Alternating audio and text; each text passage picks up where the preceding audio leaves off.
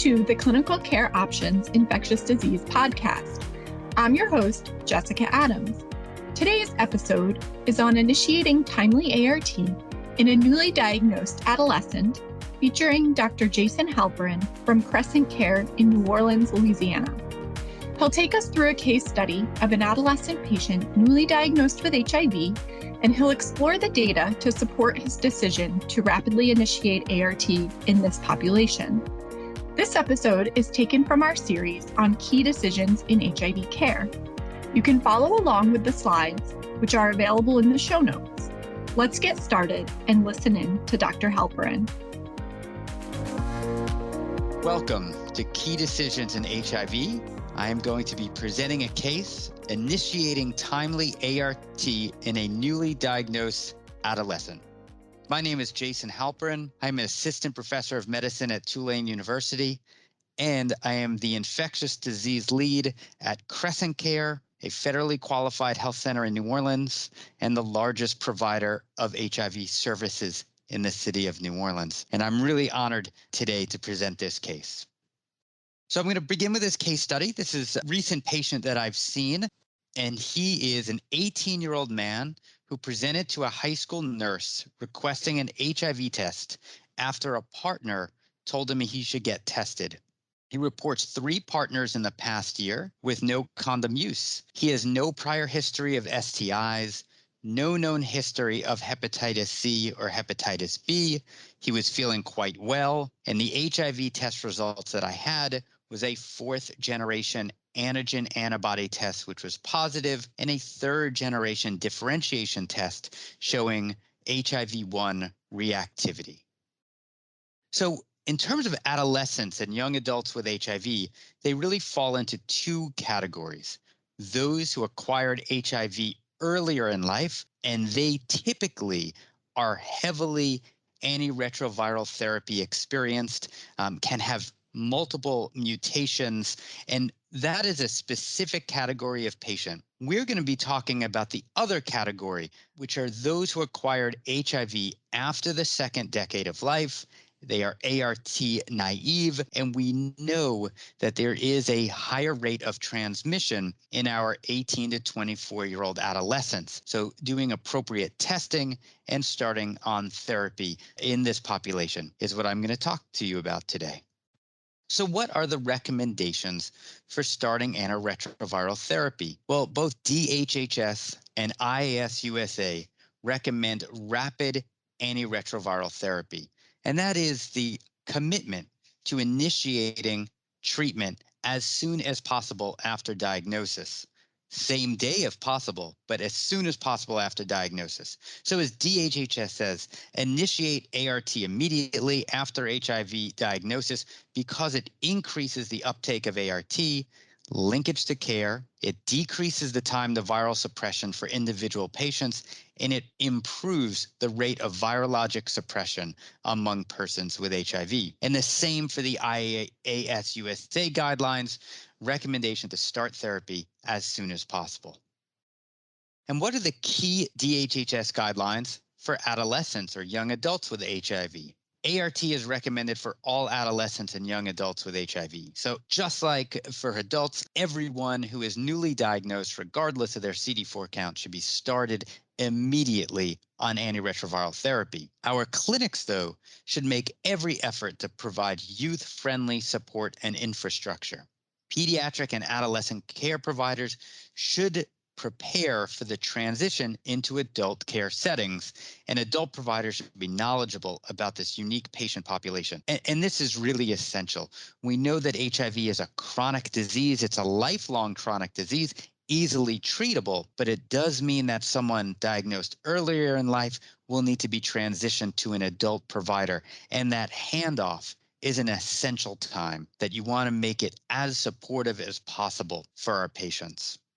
Looking at our HIV care continuum for those diagnosed that were started on antiretroviral therapy, retained in care, and then ideally achieved viral suppression, you could see here the biggest concern I'm going to point out is in this 13 to 24-year-old age group. They are lower on each one of those markers than every other age group. I work in Louisiana, and adolescents have the lowest rate of viral suppression than any other age group. So this is a core population that we need to really commit to ensuring that we increase this continuum of care and ideally achieve a much higher rate of viral suppression.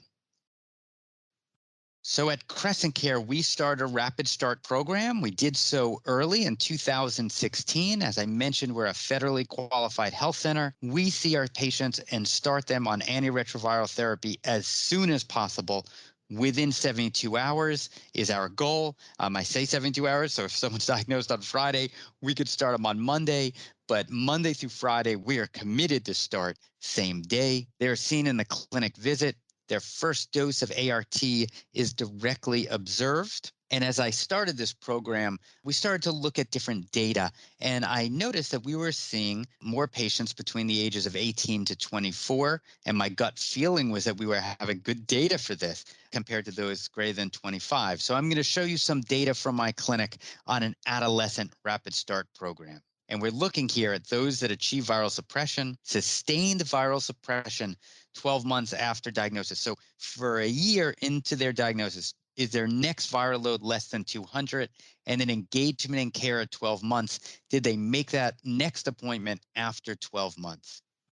And here's our data. And this is looking again of youth or adolescents as we define in our clinic, 24 and under, and those over 25. So achieve viral suppression, amazing data. I'm really proud of this data. Almost, no difference, 97% for both. Sustained viral suppression, though not clinically significantly different, there was a difference. There was a little bit of a fall off of sustained viral suppression of 83.9% compared to 92.5. But what really made me feel better about this is that patients are remaining engaged 1 year after initiating therapy or linkage to care. And this is really exciting to me because in our adolescent population, not only we don't have that viral suppression outcome we want, but we often have loss to follow up. So here we have engagement and work that can be done to increase viral suppression, but still unbelievable data at 83.9% when you saw that the average was closer to 35% nationally.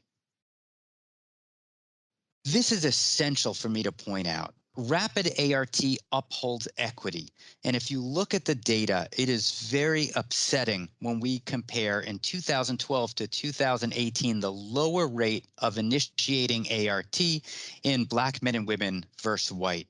And this was seen even more so in the southern United States. We know that this is due to biases that providers have and the embedded racism that exists in our clinical settings.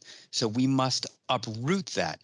And rapid ART, when you're starting everyone on first-line therapy as soon as possible, helps in the uprooting of those disparities. And then you could see between 2016 to 2018, we're seeing those differences really decrease, and at this point, no difference. And I really think that's not only because of Rapid Start, but it is an intervention that upholds equity. In meeting my patient and starting immediately on ART, we had a really powerful moment when I explained to him the U equals U message, undetectable is untransmittable. So I'm going to let you hear his thoughts as he reflected on learning U equals U. I really just wanted to learn more about transmitting the virus, and I really wanted to know how I could stop the spread within myself and within the community as quick as possible. So I had no hesitation on getting my medications. When I seen that U equal undetectable, it really just made a lot of things better because, it take a little load off your mind knowing that as long as you do what you're supposed to do, you're going to be fine. So what really was a take-home point for me when my patient started ART on the same day of diagnosis was, as he mentioned, really lifted a burden that he felt. He was so committed to starting therapy and achieving viral suppression. And then when I explained to him the U=U movement, that undetectable is untransmittable, it reinforced to him the power of starting antiretroviral therapy today, and that he will achieve viral suppression that much sooner. So the key take-home point of starting ART in an adolescent population is that rapid initiation of ART is supported by current guidelines. Data supporting rapid initiation of ART for adolescents and young adults with patients with HIV. So we have that data. We know it works. Good uptake, great outcomes, and timely initiation of HIV upholds equity. And that is a key component of this intervention. Thank you so much for allowing me to talk through this case, and I look forward to speaking of further cases in the future. I would also ask you to go online for more clinical care option activities on key decisions in HIV care. There are medical minutes and podcasts with expert faculty. There are clinical thought commentaries from physicians and patients, my patient being one that was interviewed in this talk, and then patient education sheets to print and share. So thank you again for this opportunity. Thank you to Dr. Halperin, and thanks to you, the listener. To listen to more episodes in this series and to see slides and webcasts on key decisions in HIV care, see the links in the show notes. Thank you and have a great day.